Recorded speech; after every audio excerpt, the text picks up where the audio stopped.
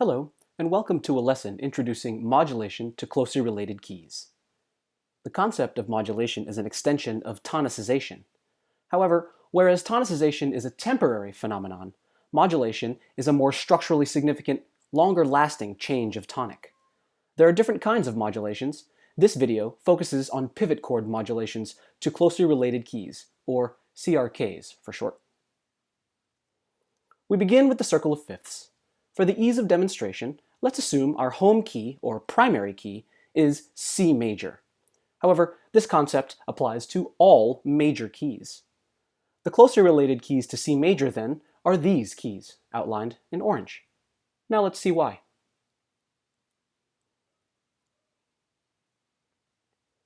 A minor is a closely related key to our primary key because it shares the same key signature. If we add one sharp to our key signature, which is the same as going clockwise on the circle of fifths, and also the same as subtracting a flat from the key signature, we get G major. Likewise, if we go counterclockwise on the circle of fifths, which is the same as adding a flat or subtracting a sharp, we get F major. Their relative minors, E minor and D minor respectively, are also closely related keys to C major. Now let's think of this in more general terms. The closely related keys to any major key are its dominant, its subdominant, and all of their relative minors. Coming from a major tonic, the dominant is the most common modulation target key. We can apply a similar process to any minor tonic. Let's use A minor as our primary key. C major is a closely related key because of their common key signature of no flats or sharps. Progressing clockwise on the circle of fifths adds one sharp to the key signature, so E minor and its relative major G major are closely related to A minor. Adding one flat to the original key signature, which also subtracts one sharp, nets us D minor and its relative major of F.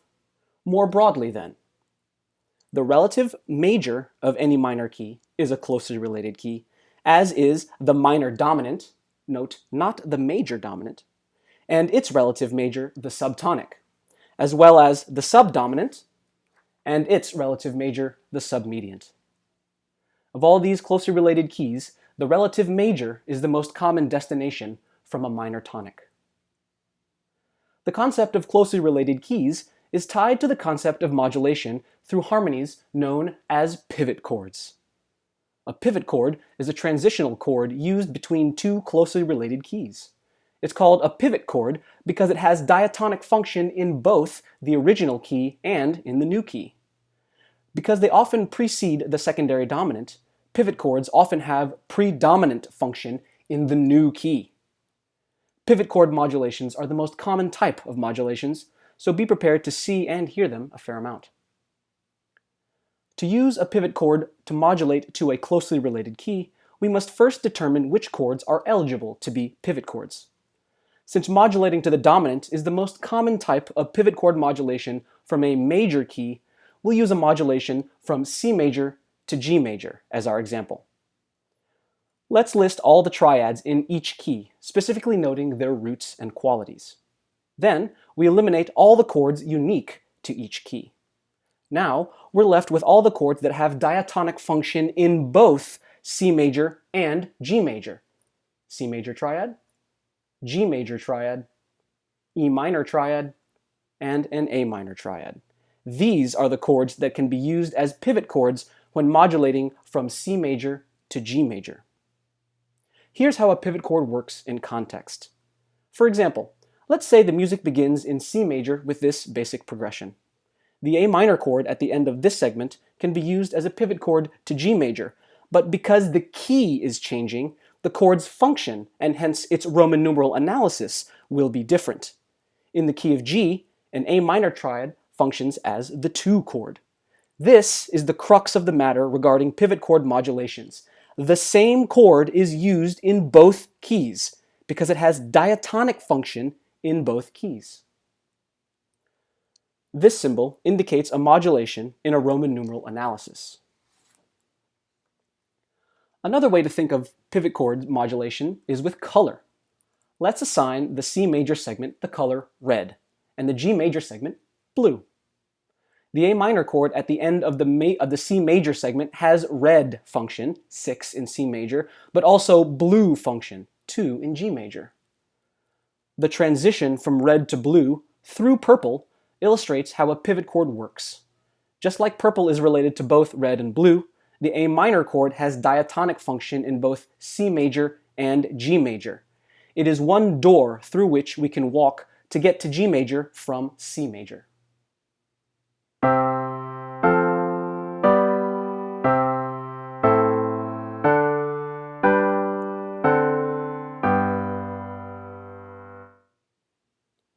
Note how the modulation sounded smooth and not jarring. This is the effect of this particular type of key change. Because a pivot chord has function in both keys, the transition to the new key will seem smooth, sometimes even imperceptible until after the modulation has taken effect. Here's another way to think about pivot chord modulations. Hi, welcome to my living room. For the purposes of this analogy, let's pretend that the inside of my house is our home key of C major. We even have our progression.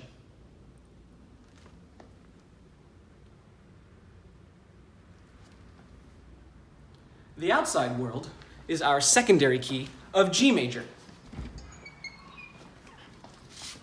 And there's our progression.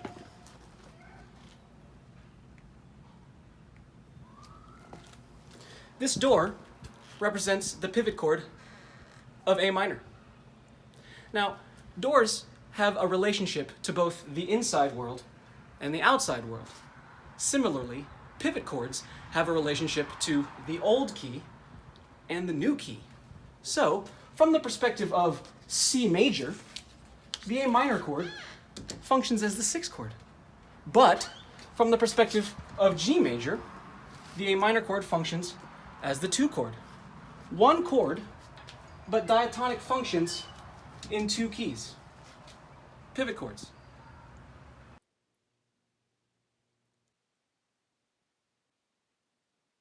Now let's examine another common pivot chord modulation, to the relative major. In this case, A minor to C major. Similar to the last modulation we just looked at, let's list all the diatonic triads in both keys in an effort to find common chords between them. Note that the major dominant and diminished leading tone chords in A minor, E major and G sharp diminished respectively, are not included on this list because of the altered G sharp in their harmonies. What do you notice about which chords are common between these two tonalities? Because of their common key signature, and therefore common pitch collection, any diatonic chord in a minor key can be used as a pivot chord to modulate to the relative major. In context, therefore, we have a multitude of options for a pivot chord modulation to C major from A minor. In this example, 6 in A minor, or F major, will be the pivot chord. In C, the F major triad functions as the 4 chord, which is a strong predominant, so the harmonies can progress to a cadence in the new key. Again, keep in mind that pivot chords have diatonic function in both primary and secondary keys, so the chord doesn't change. Looking at it in color, therefore, if the music begins in blue and progresses to yellow, green will therefore be the transition between the segments, because it's related to both blue and yellow. Here's the modulation in SATB texture. The primary key area of A minor terminates at the 6th chord, F major. Simultaneously, the secondary key area of C major begins on that same chord, F major, but that chord is analyzed as a 4 chord. In this case, F major is the door through which we walk to get to C major from A minor. As the example plays, note the smooth transition between keys. This is the essence of pivot chords.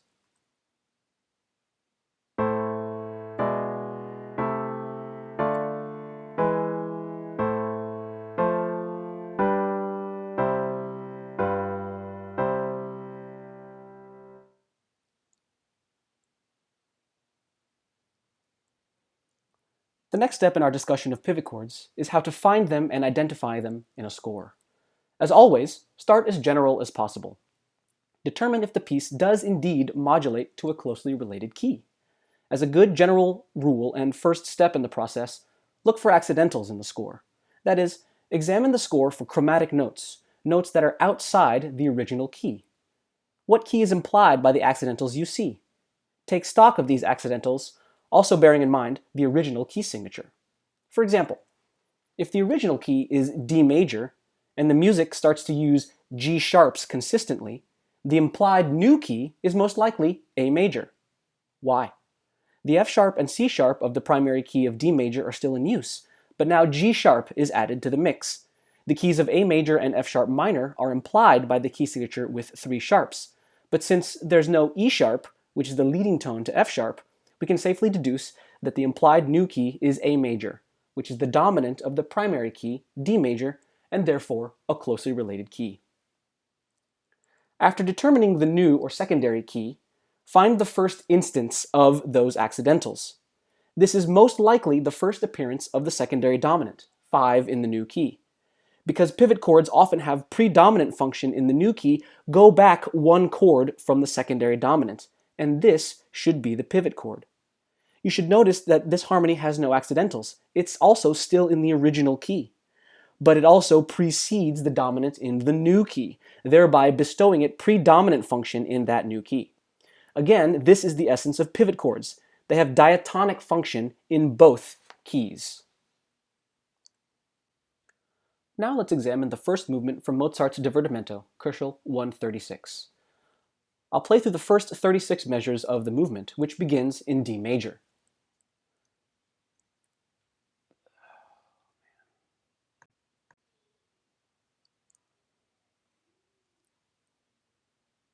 Now let's examine the first movement from Mozart's Divertimento, Köchel 136. I'll play through the first 36 measures of the movement, which begins in D major. The score on the screen will scroll slowly with the music. If you have a score at home, feel free to follow along and annotate it. Take note of where and when chromatic accidentals appear, which accidentals they are, and how long they last. Obviously, there's a pivot chord modulation in here somewhere. Where is it? What chord is used as the pivot chord? How can you tell?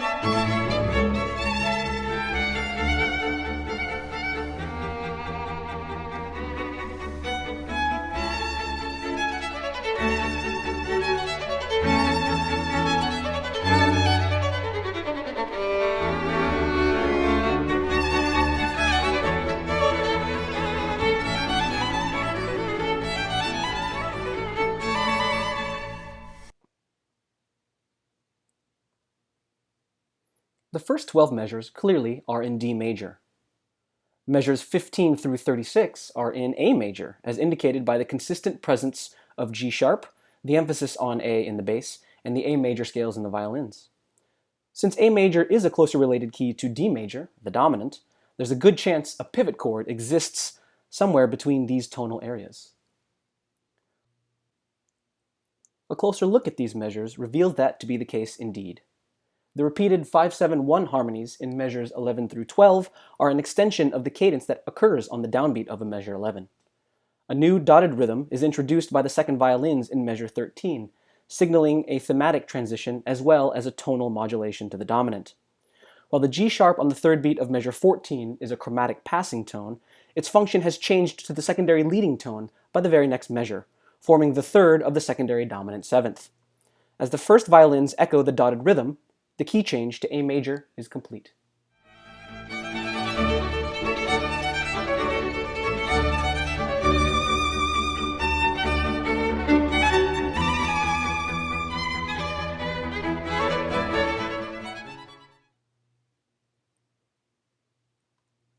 Now let's examine a modulation from a minor key to its relative major. The primary key for this minuet from the Anna Magdalena notebook is D minor, indicated by the blue areas.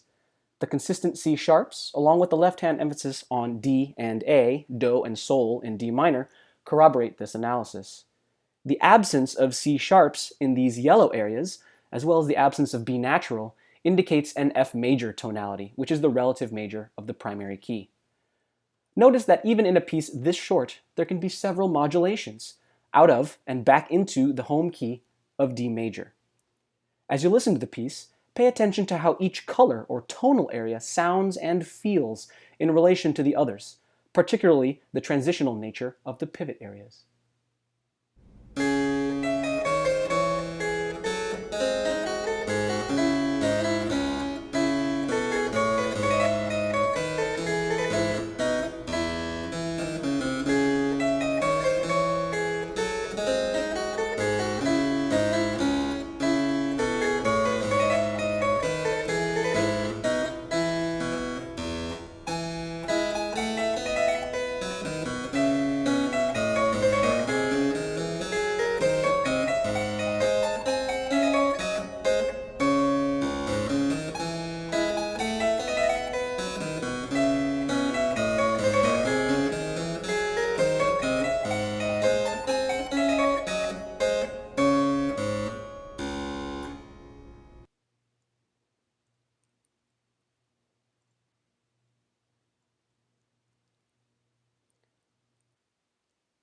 In summary, compared to tonicization, modulation is more permanent and therefore usually more structurally significant. Closely related keys are tonal areas that either share a key signature with the primary key or have a key signature that differs by only one sharp or flat. Finally, a pivot chord modulation is a change in keys that involves a chord with diatonic function in both the primary and secondary keys. For more details about modulations to closely related keys, please read Chapter 22 of the Musician's Guide to Theory and Analysis.